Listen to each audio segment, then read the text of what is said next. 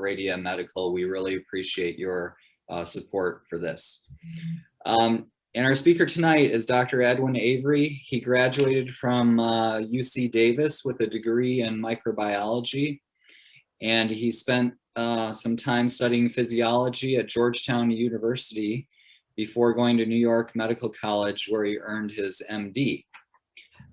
Dr. Avery completed his internship at UC San Francisco and both his anesthesiology as well as cardiac anesthesia fellowship at Mass General, Harvard Medical School. He served as an attending anesthesiologist at Mass General for 10 years, during which time he was appointed chief of the Division of Cardiac Anesthesiology. And he earned the rank of assistant professor at Harvard during his time in Boston. Dr. Avery left Boston in 2010 after being recruited by University Hospitals Cleveland Medical Center, Case Western Reserve University School of Medicine, and it assumed the role of Chief Division of Cardiac Anesthesiology. While there, he's been promoted to the rank of associate and then full professor at Case Western School of Medicine, and he serves as the transfusion committee, as the chair of the transfusion committee and Rainbow Babies and Children's Hospital, as well as the anesthesia department vice chair of clinical research. Dr. Avery's career is distinguished by over 20 years of full-time clinical work as a cardiac anesthesiologist, as well as designing, authoring, and executing clinical trials to improve the care of his patients. He's an active contributor to the peer-reviewed literature with multiple published manuscripts, and he is the author of dozens of book chapters as well as digital monographs. His subspecialty interests include hematology, perioperative blood pressure control, TEE, neural monitoring, and ARIS techniques for the surgical patients. So thank you, Dr. Avery, for your time this evening. We're very interested in hearing this talk. I know it is a topic that all patients we can apply to all patients regardless of what type of surgical procedure they're having. And lastly, I want to thank the SOMA members. Thank you for your time this evening. Thanks for attending. And now I turn it over to Dr. Avery. All right, super, great. Minimal headaches there. I'm going to set a timer. We're on a schedule tonight. And thank you very much, Dr. Bell, for the kind introduction. And also, it's an honor to be presenting to the Society of Milwaukee Anesthesiologists. Just a quick thank you. We already did the thank yous to Radia Medical, but Radia Medical and Predicate HPG made this whole thing possible resource-wise. So thank you again for that. So we've already been through the title of the talk, so I'm not going to spend any time on that. I'm going to get my pointer on. And we'll start the talk. So the plan is to talk for 40 minutes or less about the content here, and then say 15 or 20 minutes for Q&A. In terms of disclosures relevant to this presentation, down on the bottom, you can see I received an honorarium for putting together this talk and delivering it. And thank you again to Radia Medical for that. A lot of times, speakers, we give grand rounds and we get a pat on the back and another line or two on our CV. So appreciate the support. For those of you who have seen me speak, I'm famous for an icebreaker slide. Usually it's some tropical paradise. And I like people to think about where this might be. And at the end, you guys, throughout the presentation, if you think of it, can text and we'll figure out where this is. But I'll give you a hint. The sand is really white because there's a lot of limestone in the sand. That mesmerizing blue water, your second hint, is not Lake Erie here in Cleveland. And then this resort is kind of cool because it's got these real tiki umbrellas that are pounded into the ground and these big, thick wooden posts instead of just the pop-up umbrellas. So real nice resort and spot. And you guys can try and figure out where that is. And it's heralded as one of the best beaches in the world almost every year, if not the best beach. Okay, so let's get started. Objective-wise, just 4. We're going to understand the association between perioperative hemodynamics and oxygenation. And by the way, that's probably old hat for pretty much everybody in this group. So we'll try and go through that quickly. Also familiarized with data supporting the use of goal-directed fluid therapy. From here on in, I'll probably be a GDFT guy and not say all 4 words. I got a bit of laryngitis today going through everything a few times. We will also familiarize with GDFT monitoring devices, and then we'll get to a couple of clinical cases, probably 3. In fact, we're going to start off with a clinical case, if that's okay with everybody. We're going to be looking at a cardiac surgery case, because most of my clinical work is cardiac surgery, although I've been on trauma this month and I've got some crazy cases, but usually they don't allow time to get organized and collect data and such. So what do we have? Well, it's the story of a 70-year-old male with a history of coronary disease and unstable angina, severe aortic valve stenosis with associated dyspnea, diastolic congestive heart failure, although a preserved systolic ejection fraction on the left side. And then the usual suspects there: hypertension, hyperlipidemia, some mild pulmonary hypertension, mild pulse pressure hypertension of around 50. And the patient presented for coronary bypass times 3 grafts and an aortic valve replacement. Standard ASA monitors were employed. In addition, an arterial line as a standard for heart surgery patients, cerebral oximetry, a central line in the right IJ, which basically was a MAC introducer with a triple lumen mini MAC locked inside it, no PA catheter. And then we also used multi-beat analysis of the pulse contour of the arterial tracing. So you'll become more familiar with these acronyms if you're not already, but it's the multi-beat analysis, PCA, or pulse contour analysis monitoring. And we're going to talk quite a bit about that. And hopefully some people know a little about it, and this will encourage you to learn a little bit more and how you might use it in your practice. And then lastly, because it's a heart surgery and it involves a valve or coronaries, we always put the TE probe in unless they have some problem with their esophagus. Okay, so the pre-bypass period was uneventful.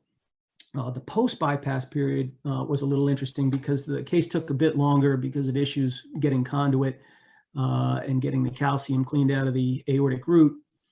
And it was a little over a 3-hour pump run. That's sort of where we draw the line in the sand and say, this is a long pump run. We might expect some bleeding or hemodynamic instability, that sort of thing.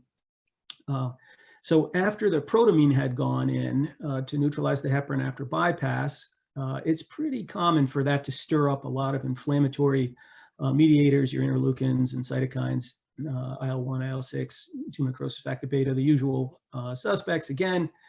And what we found when we shot some numbers was, number one, we were on some Levophed to support blood pressure, which wasn't super robust. The mean was 76 on 0.04. I consider that a mild to moderate dose of norepinephrine or Levophed. The CVP was 4, definitely on the low side. We were A-paced at 90, pretty common to do after an aortic valve replacement, so we don't have arrhythmia issues. And the cardiac index was 2.6, which is reasonable, but the stroke volume index, which is my go-to parameter, and you'll hear me say that multiple times during the presentation, which has a normal range of 33 to 47. Normally, we like to be right in the middle, like around 40. We're at 29, which is below the low normal values for stroke volume index. So sounding like the patient's, a little hypotensive and a little underfilled. And from the TEE perspective, very helpful. We use the Philips Epic 7 here. And we found that the ventricle looked underfilled, although the LV function was good. The hemoglobin was acceptable.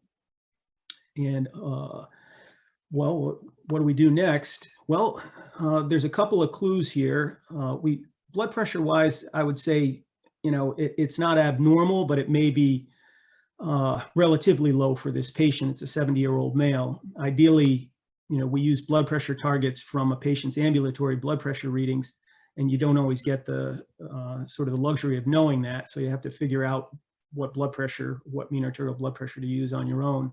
And I'll give you some tips and tricks for that one as well. But the bottom line is all these numbers are a little soft and on the low side. So the patient probably is going to respond to volume since it looks like the LV function is good. So lots of choices for volume, right? We can resuscitate with crystalloids. We can resuscitate with colloids. We can resuscitate with allogeneic blood product colloid. I'll tell you, I stay away from the crystalloids after bypass because there's already been enough inflammation.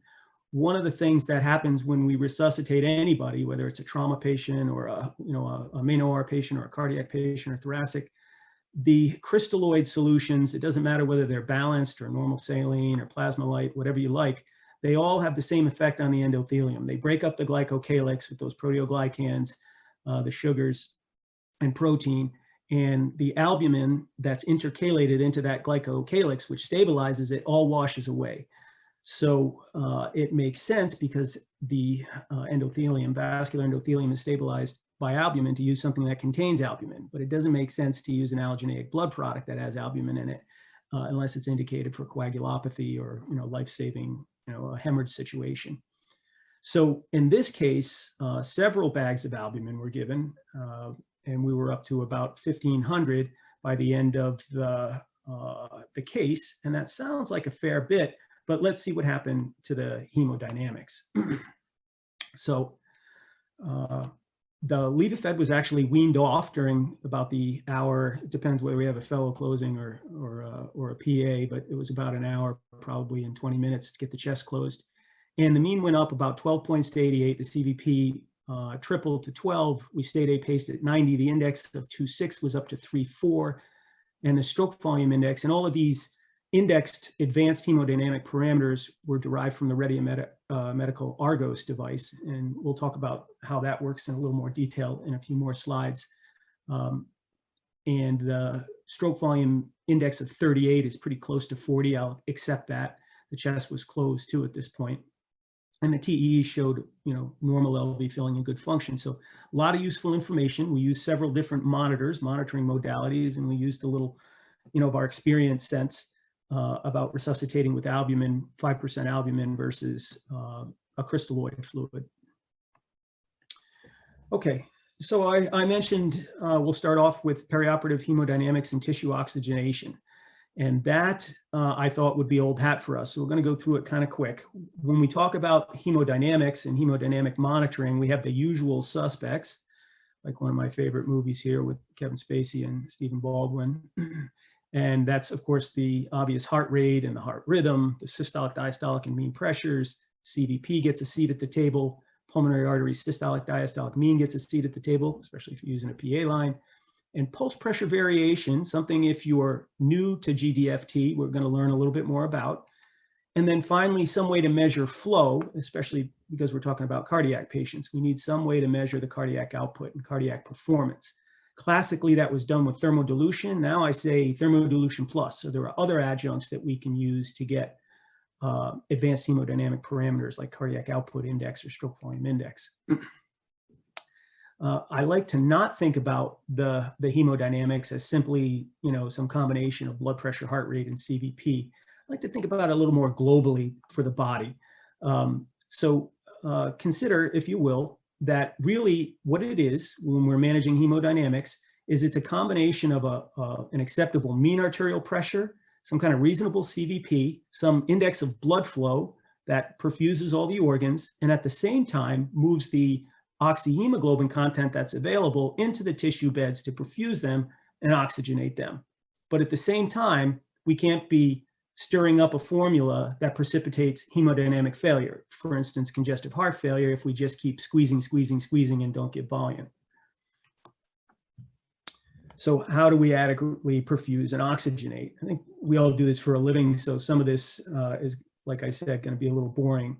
I will say that to juggle all the balls that we have in the air, and sometimes they're not, bowling pins, sometimes they're flaming torches or swords, we have to be careful what we use and how we use it, because we can, create negative progress as well. And it turns out these balls that we're juggling include vasoconstrictors, plus or minus selective vasodilators, inotropes, and they all have the ability to create all kinds of other hemodynamic changes in heart rate or tone, vascular tone. And the vasoconstrictors we use are also sometimes selective. For example, vasopressin, which sort of leaves alone the pulmonary circulation, but will give you good squeeze in the periphery, systemic arterial muscle, smooth muscle. IV fluid administration versus fluid restriction is always part of the thought process. We go through this every day. We probably don't even think about it. We're just doing it automatically. And we choose, what formula we think works based on what we've seen from our monitors and how the patient's behaving. In terms of oxygenating, that's probably the easiest. We got to have hemoglobin. We've got to have some oxygen to put on the hemoglobin.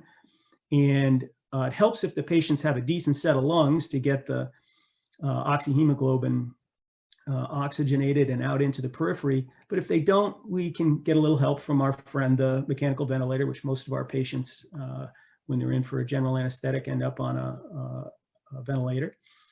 And then on our dark days, we turn to mechanical support when all this stuff doesn't work. And that would be like veno arterial ECMO or veno-veno ECMO, which is extracorporeal membrane oxygenation. Okay, so sometimes it turns out to be really easy, like that movie Hall Pass. The guys got to do whatever they wanted, for an entire week, and that's great. But sometimes, no matter what we do, we get a detention slip and we just can't make the patient better, and it's a real struggle. And I think it depends, what type of patients you're used to taking care of. If you work in a, maybe a community hospital, you don't see as many, sort of complex disasters where you would ask yourself, why are we even operating on this patient? Sometimes I don't know either, and there's always discussions between the surgical team and anesthesia team, and I think we all work very well together at my institution. But either way, sometimes it's easy, sometimes it's hard. So in terms of adequately perfusing and oxygenating, I'll end up here with a few other thoughts. You have to manipulate all these physiologic variables, right? You have to use the monitors that you chose based on the patient's comorbidities to get everything perfused. We got to juggle around some medicines and IV fluids, and hopefully we avoid mechanical support, but when it's necessary, we need to know, when it's time to say when. You say, well, gee whiz, Dr. Avery, that's what I do every day. I don't need those first 5 slides to tell me that. And there's Captain Obvious, giving us the finger point. I get it. And we're all going to do it a little bit different, but I'm hoping you can learn a little something extra about goal-directed fluid therapy when you take care of your patients and think about perfusion and oxygenation. There's some pitfalls to it. There's stuff, again, I think they're going to be sort of Captain Obvious categories, but vasoconstrictors, when you get hit with some hypotension, are, I would say, almost always a reasonable idea. But you also have to figure out what you're treating. So you have to look for arrhythmias, manipulate vascular tone, administer IV fluids, or some combination of all these things based on what your monitors are telling you. If you overuse the vasoconstrictors, I think it's obvious what happens. You get so much squeeze, there's just not good perfusion to the tissue. You end up with an acidosis, poor tissue perfusion, myocardial dysfunction, heart failure, pulmonary edema, even arrhythmias. And then paradoxically, as everything falls apart and the patient becomes more acidotic, the vasoconstrictors cease to vasoconstrict the blood vessels, and everything's hypoperfused, and you're at risk for acute kidney injury, watershed strokes, all the badness.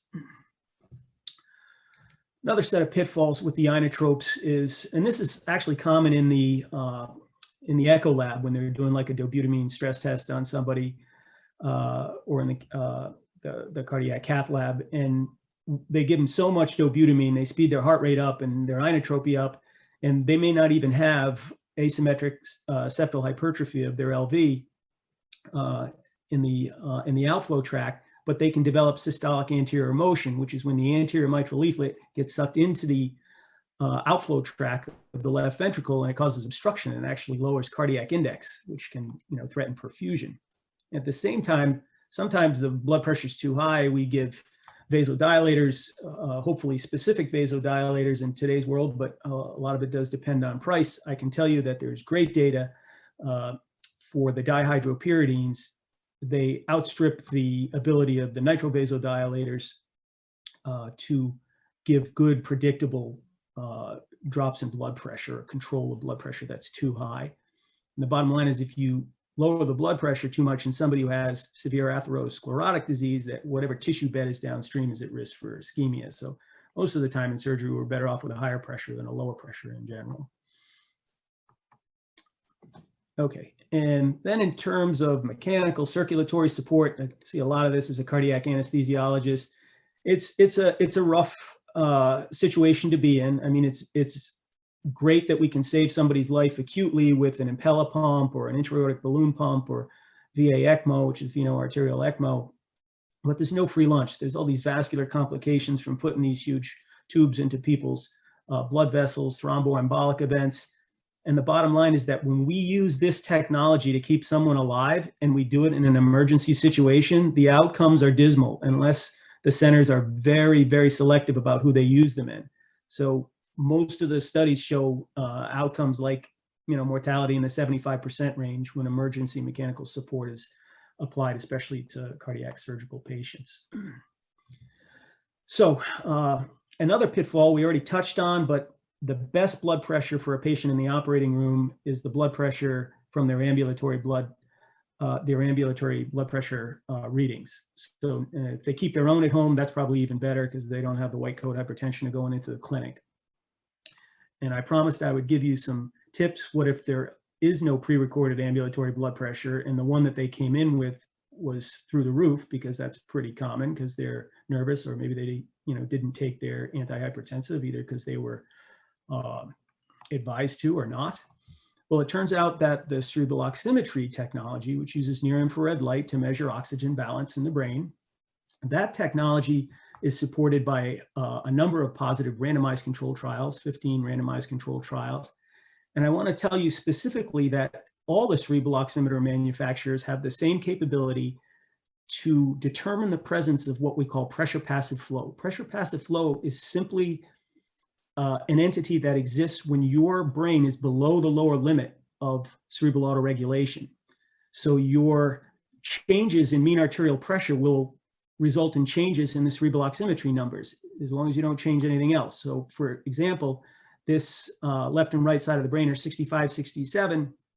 If we move the mean arterial pressure, which was 70 up to 80, and it went up to 75, that would be an indicator that you were in a pressure passive flow situation and that you should raise the blood pressure to whatever the baseline cerebral oxygenation sats are. And that technology is great. It can be a first alert indicator. It's sampling like 300 times a second. It's very, very, up to date. It doesn't get any more up to date than that. But the issue is we're really just assessing oxygenation regionally in the frontal lobes of the brain. It's not the whole body. It's not the whole brain. It's 15 cubic millimeters of tissue, which is about as much tissue that would fit in a sewing needle thimble up here in the front of the brain. And if we protect the oxygen balance up in the frontal lobes, we find that treating the brain as the index organ, the rest of the organs do pretty well, because really the brain's not the most consumptive of oxygen, but it's third. However, it tolerates hypoxia poorly. So if you protect its oxygen balance, the rest of the organs tend to do well. So we use the brain as the index organ. And that'll help you find that mean arterial pressure that makes you feel comfortable that you're perfusing all the organs.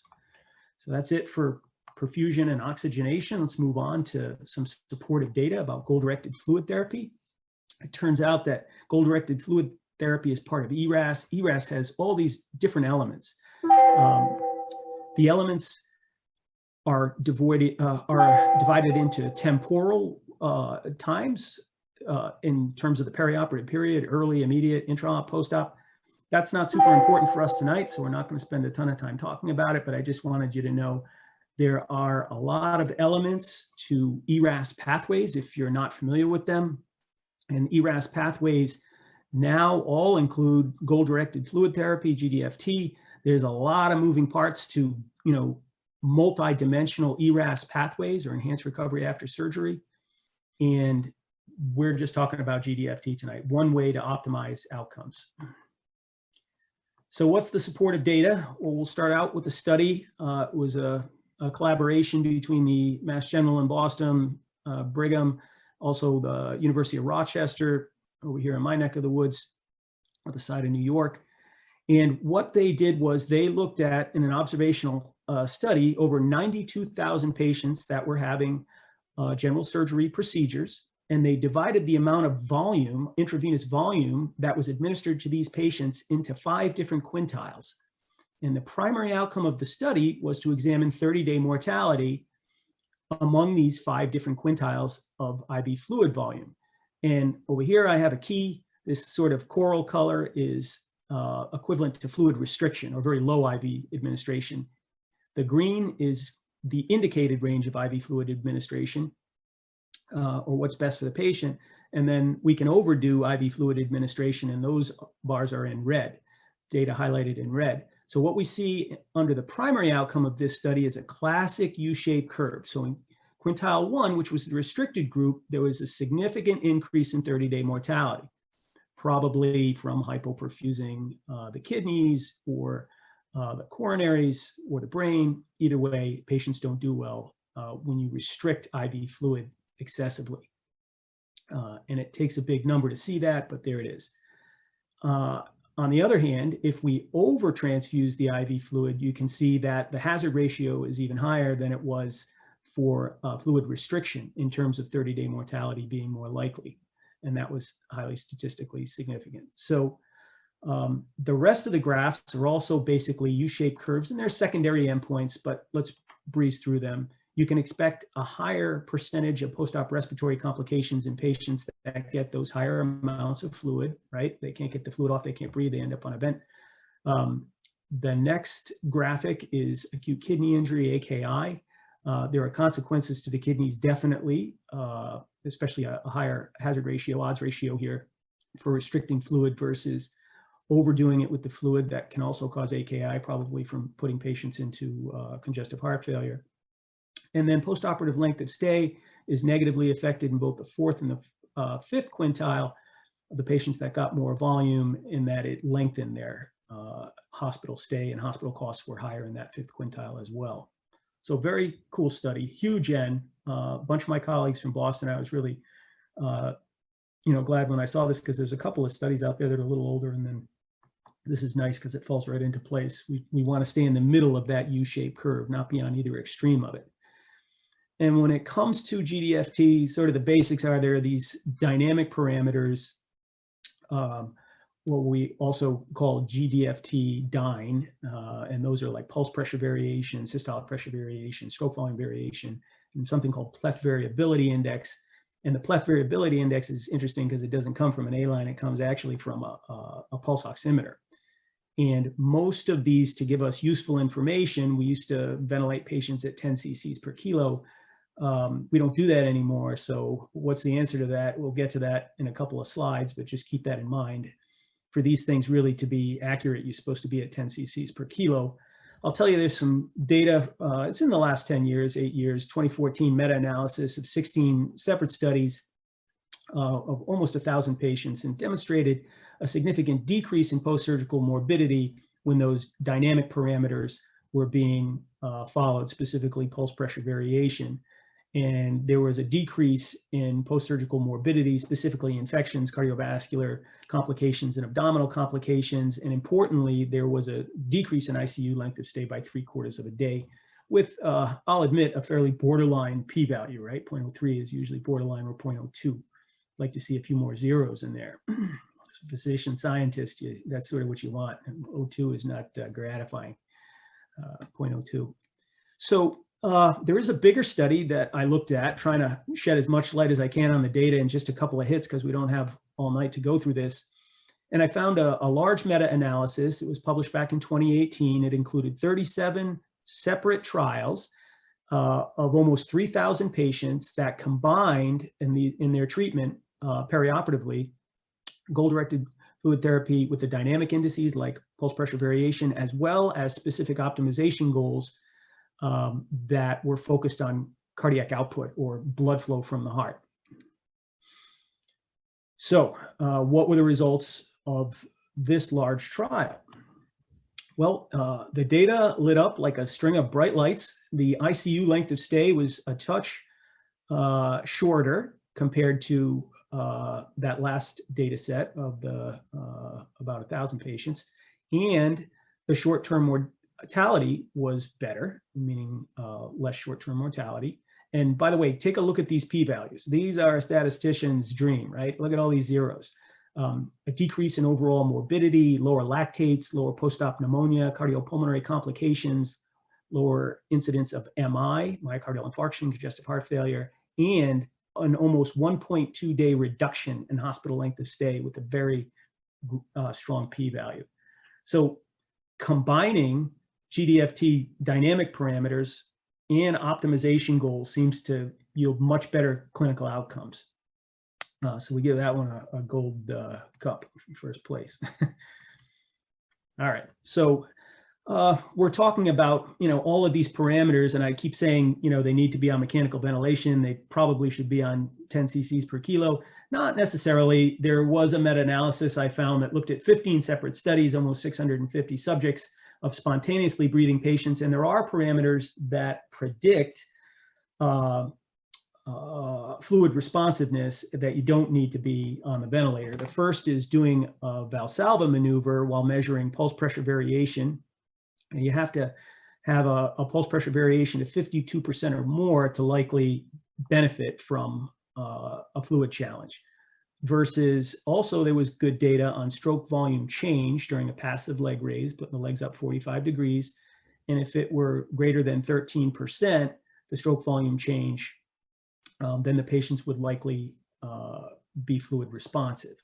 Now, it turns out after extubation in the ICU or in the PACU, if you're using a goal-directed fluid therapy device, that those advanced hemodynamic parameters like stroke volume index are still, you can still follow them and count on them. It's not that it only works with mechanical ventilation. There are some parameters like that. Those are more the dynamic parameters.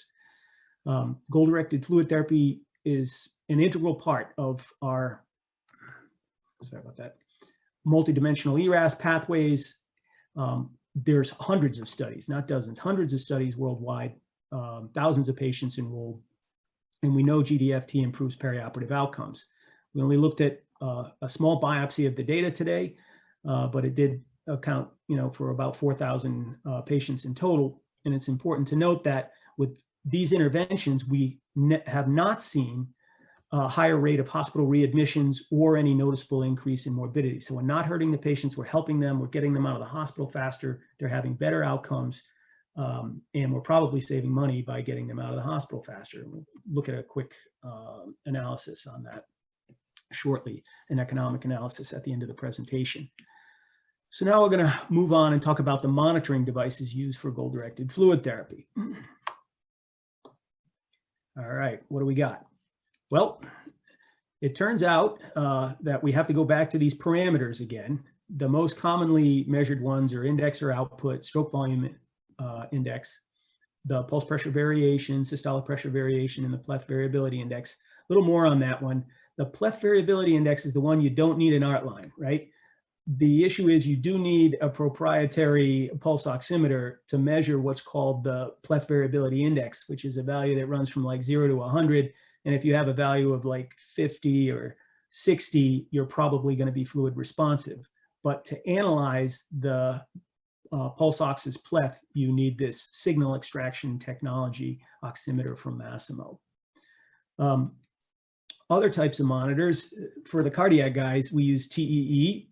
It's right in front of us, and we put it in for everybody. I like stroke volume index. If we have a CVP, we can just do some math on our iPhone and come up with a systemic vascular resistance as well.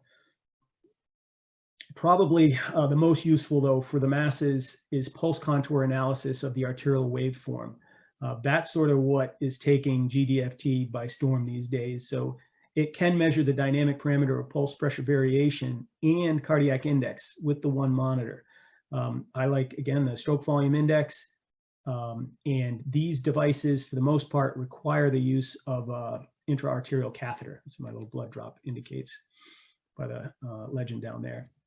The dynamic indices, we won't spend a whole bunch of time on that, but I will explain pulse pressure variation in a little more detail further on. Turns out there's a different technology that uses bioimpedance of the neck and the chest. It's basically 8 leads that look like EKG leads, but they measure impedance in the chest. And without an A-line, they can give accurate cardiac index, stroke volume index, systemic vascular resistance, if you know the CVP. So that's amazing. I have to tell you, we're not going to spend a lot of time going through the ins and outs of that technology because there just isn't time, and it's not in the mainstream like pulse contour analysis is in the dynamic indices. This slide is just to show you how I would make a calculation. We're not going to go through all the business on here. The bottom line is that the left ventricular outflow tract is an ellipse. It's not a circle, but we plug in the old cross-section of a circle formula. We multiply it by something called a velocity time integral, which is a distance. That would be how far that circle of blood, that slice, moves. That gives us the stroke volume. And once we have that, we can just multiply it by the heart rate and divide it by the BSA to get an index. There's a lot of particular things about how we measure, whether it's 3D, whether it's 2D. Unless you're a cardiac anesthesiologist, I'd be boring you, so we're going to move on. It does give you quite accurate numbers, though, for the most part. There's a pitfall, though. So again, TEE takes years to learn. You really need a great teacher to improve. And then even when you reach the top of your game, you get a curveball because the technology changes and you have to learn a whole bunch of stuff that you might not, otherwise have had to worry about. The image quality varies among patients. It can be a huge source of error in your calculations and even your diagnoses, so you have to be careful. And then finally, probably most important, we take that TEE probe out at the end of the surgery. We send the patient to the ICU, so there has to be a plan if the patient's unstable to assess their fluid status. And looking at the Foley is no longer considered a way to assess the fluid status. All right. So back to pulse contour analysis, we started to talk about PCA and then some of the dynamic parameters and these advanced hemodynamic parameters. They all come from pulse contour analysis. There's basically two different technologies that we can use to measure this. They are similar in a way. The first one I'll talk about is a device called the Edwards FlowTrack. The FlowTrack is interesting. It's a proprietary arterial line transducer that has like a timeout on it. I think you can only use it for up to 3 days, but honestly, that's in most hospitals or ICUs, how frequently they change the transducer. And it takes about 8-second intervals of data, and it integrates the area under the curve of just the systolic blood pressure wave that's being measured with this proprietary transducer. And it will allow production of all of these variables. Versus the Redia Medical Argos device, there's no proprietary transducer. It works with basically any functional arterial line transducer, Wheatstone bridge situation. And it has a single wire that connects to the anesthesia monitoring system. And it uses what's called a proprietary multi-beat analysis to analyze the pulse contour. And it uses 20-second intervals as opposed to the shorter 8-second intervals. And it is, in my opinion, clinically a better device to use. There's less fiddling, changing transducers when you go to the ICU, changing cables. This is one cable. This same monitor can be used in the intensive care unit. We just bought a set of these after a trial, and we found them to be very accurate compared to our pulmonary artery catheters and to what we get with our echo numbers with TEE. And again, this device has no disposable. You pay one price and that's it, you own it. Both of these technologies use algorithm-based population testing results from multiple, peoples of multiple age, two genders, different body surface areas. And that algorithm is part of what gives us the cardiac output, because what these devices are measuring when they integrate the area into the curve is really proportional to cardiac output. It's not directly correlated with cardiac output. It's proportional to it. It correlates, but it's not an exact one-to-one correlation. The pulse contour devices, they take this, 8 to 20 seconds, even longer on the next technology we're going to talk about to display data, but it's serially displayed. So, you're pretty much up to date if you're, within 8 to 20 seconds of a measurement. Okay, so the second variety of pulse contour analysis is kind of interesting. They sort of take a shortcut. It's really a finger light emitting diode blood pressure cuff analyzer. So what the heck is that, Dr. Avery? Well, basically what happens is a little cuff goes on the finger, and it's not a regular blood pressure cuff in the sense of, that it measures, systolic, diastolic, and then it calculates mean. This is very precise in how it calculates systolic blood pressure. It uses near infrared light and a photoreceptor on the other side of the finger, and it catches the pulsations of the digital artery in the finger. And the cuff has the ability to do very fine changes up and down in the pressure that's in the bladder of the cuff by like 1 torr increments. So it can find the systolic and diastolic blood pressure to a very, very accurate extent, much more accurate than a non-invasive blood pressure cuff, because when the pressure in the cuff equals the pressure in the digital artery, the artery ceases to be pulsatile. And because of the photoreceptor, we know at that point that that's the exact systolic pressure.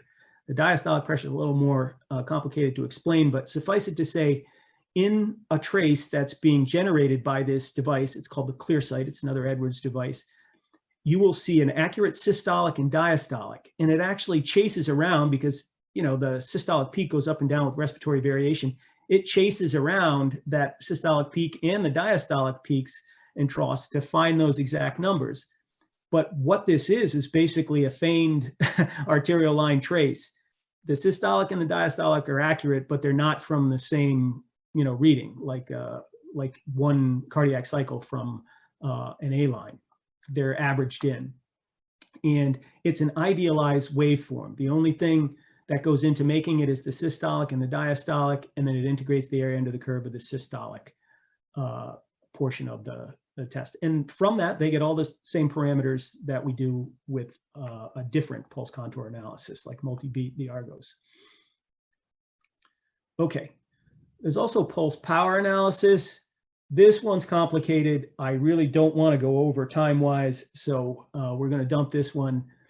Suffice it to say, it's a form of pulse contour analysis. It uses pulse power analysis. All that means is it measures the whole area under the curve, systolic and diastolic. And it requires, importantly, this device is the LIDCO Plus device from out of London. A group out of London developed this technology, and it requires calibration. The calibration that's recommended is a lithium dilution calibration, where lithium is injected through a central vein or a peripheral vein, and then a proprietary sensor has to be attached to the A-line, but it can be any A-line. It's not a proprietary A-line, but you need this proprietary sensor, and this, you know, different one for every patient, disposable.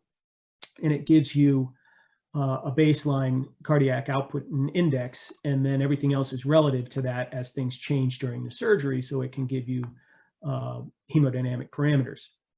Now, the same system can be, this LIDCO Plus can also be calibrated with a pulmonary artery catheter output or with a TEE that, you know, can shoot an output. But I don't know, quite frankly, why you would have both of them going at once unless you're sending them up to the unit with it on. Okay. In terms of pitfalls of monitoring for GDFT, anything that changes the arterial pulse contour is going to make pulse contour analysis inaccurate, PCA. Aortic insufficiency, because the insufficiency makes a lower diastolic pressure. So you got a systolic and a lower diastolic. That makes a bigger pulse pressure waveform, and the software will interpret that as a bigger cardiac index when that's not the case. It's the case that blood's going backwards, and that's why the diastolic pressure is lower into the ventricle. Also, intra-aortic balloon pump, your PCA shouldn't even give you a number. You should just have goose eggs or a blank screen. The intra-aortic balloon pump creates an arterial trace that's nothing like a standard arterial trace, so it can't integrate the area under the curve and give you a number.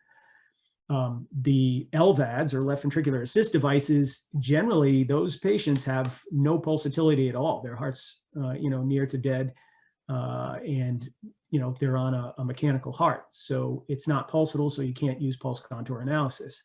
And then finally, and most of the VADs have that same issue, LVADs. Pulse pressure hypertension. This is one I sort of had to probe with my engineering colleagues at the different manufacturers, but if you think about it, it makes sense. There's all those sort of population studies, but what about the person who sneaks in for a surgery and has been working really hard their whole life, maybe they're 75 years old, about not, you know, treating their hypertension or taking their antihypertensives, about, you know, eating that American diet full of fat and not exercising and just relaxing and having the good life. That patient has a rock hard aorta, and that creates a very wide pulse pressure, probably a pulse pressure on the order of 80 or 90 torr. And the algorithms can't correct for that. They can correct for some changes with age, but if somebody's really trying to destroy their aorta and their vascular system, you end up with pulse pressure hypertension. And these devices will give you a number that's consistent with a high cardiac index when it may be just the opposite. So be careful when you have pulse pressure hypertension. We already talked about that some of these devices have pricey proprietary disposables.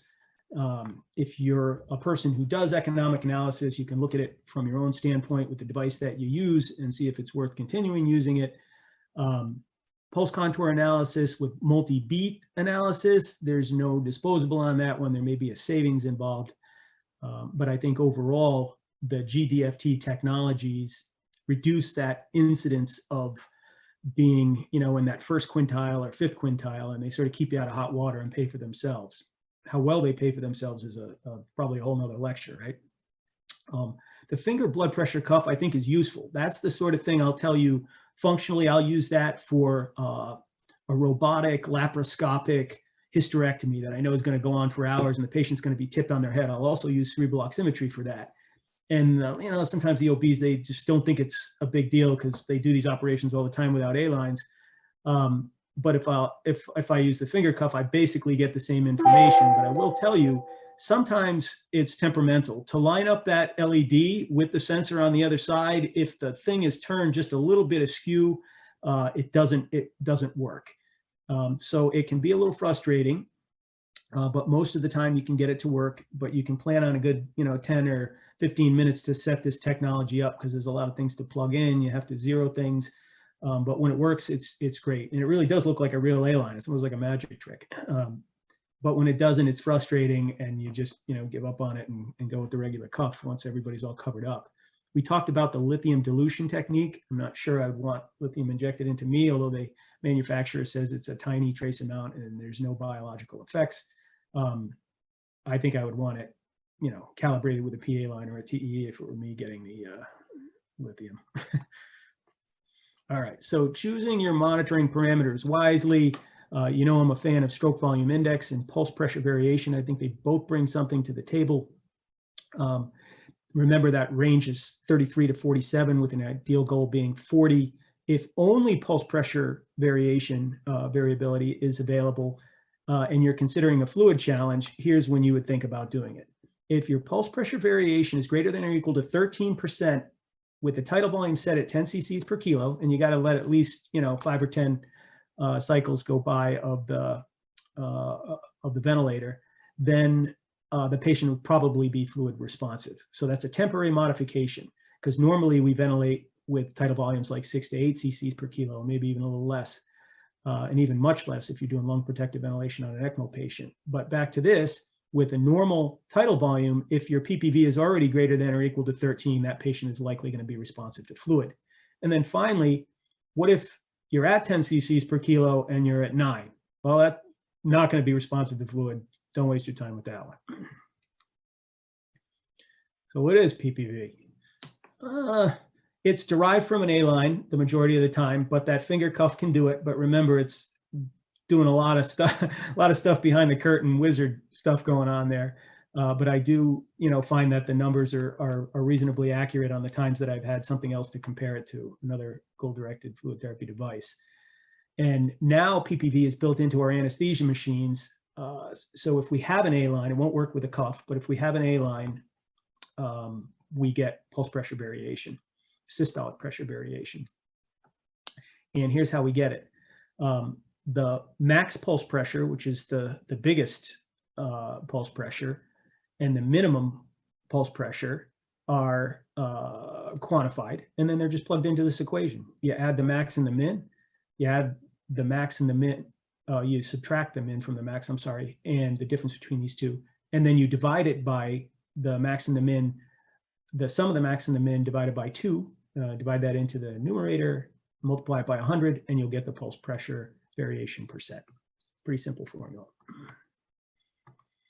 Okay, so GDFT dynamic parameters, pulse pressure variation, along with additional optimization goals that measure flow, blood flow, like SVI, my favorite, Yielded excellent clinical results reported in many individual clinical trials. And in that meta-analysis we discussed, the various GDFT technologies all have pitfalls. So whatever you're using, you have to learn in and out what those pitfalls are so you don't get caught with inaccurate data.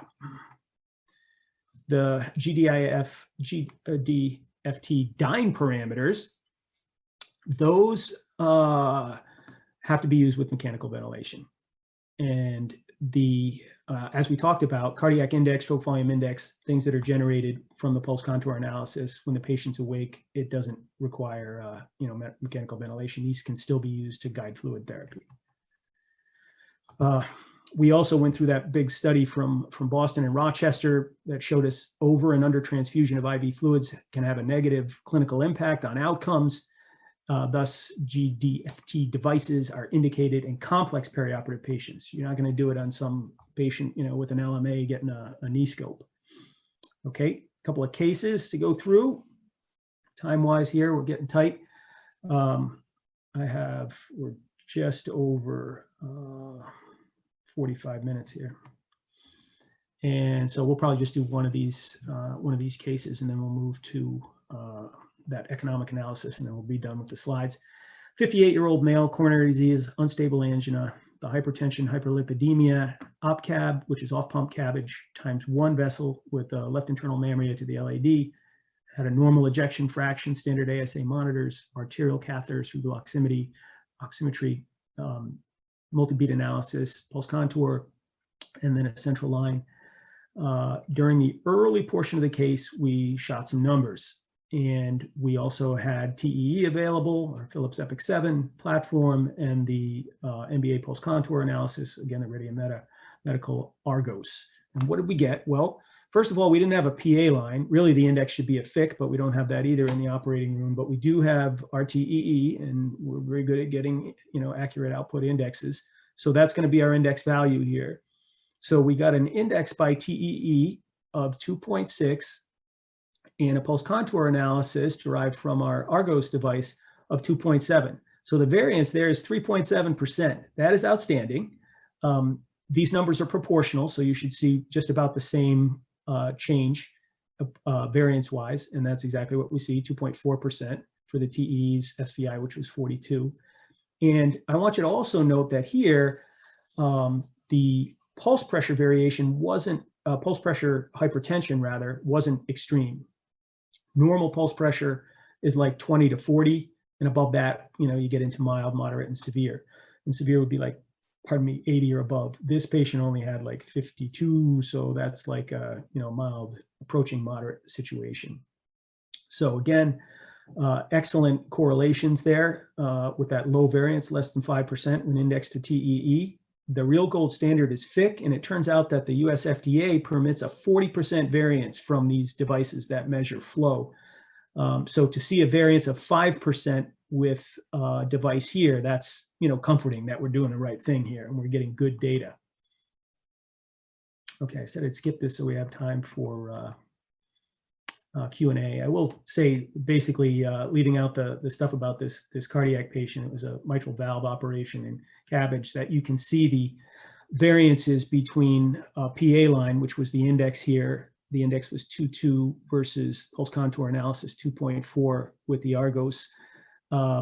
And the variance was very reasonable, less than 10%. It came to 8%, and the stroke volume indexes were 5%. Interestingly, my TEE measurements were way off from these. There's about a 20% variance between all three.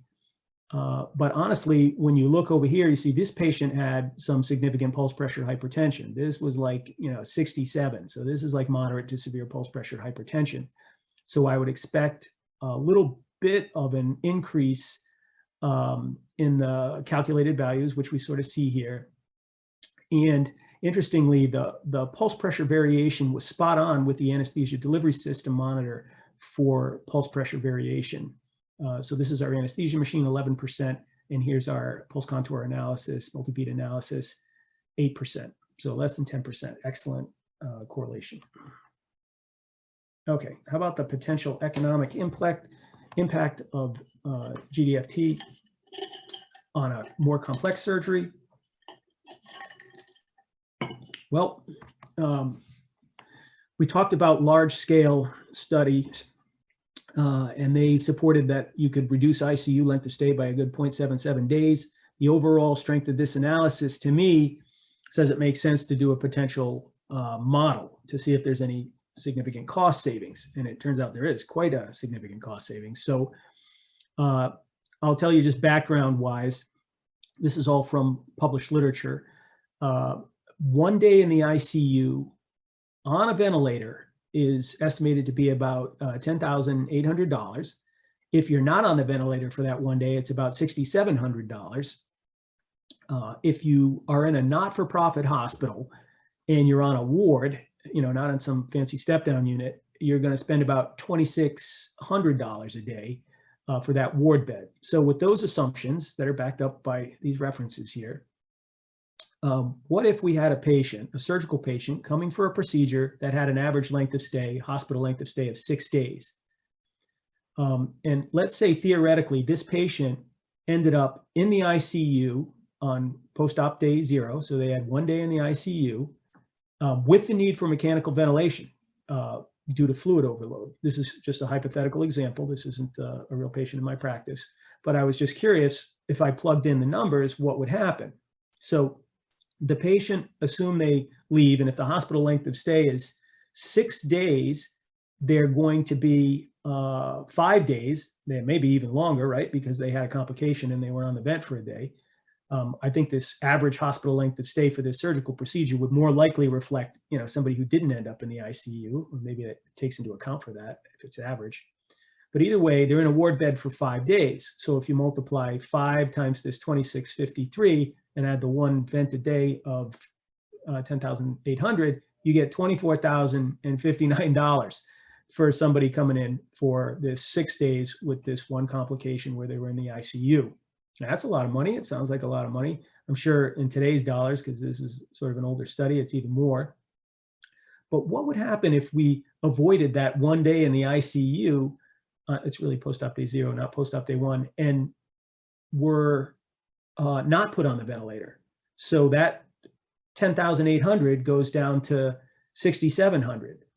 And we know, I didn't show you more granular data in that meta-analysis. We know that the hospital length of stay is reduced when you use all the ERAS adjuncts to anywhere between 2.5 and 3.5 days on average. So I picked a low number, 2.5 days early. They didn't get out in 6 days, they get out in 3.5 days.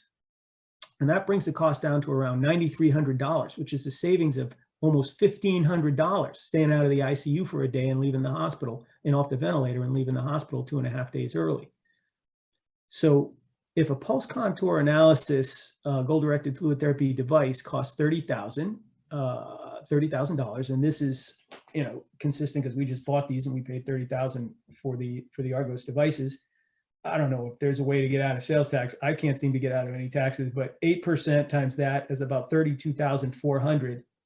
If you had just 2 patients that had this outcome where they didn't go to the ICU and they were out 2.5 days early, you're talking about just 2.2 patients having that outcome would pay for the entire device, $32,400. So it seems like pretty much a no-brainer. But the bottom line is that the published literature supports the use of GDFT devices, and they pay for themselves when you use them mindfully.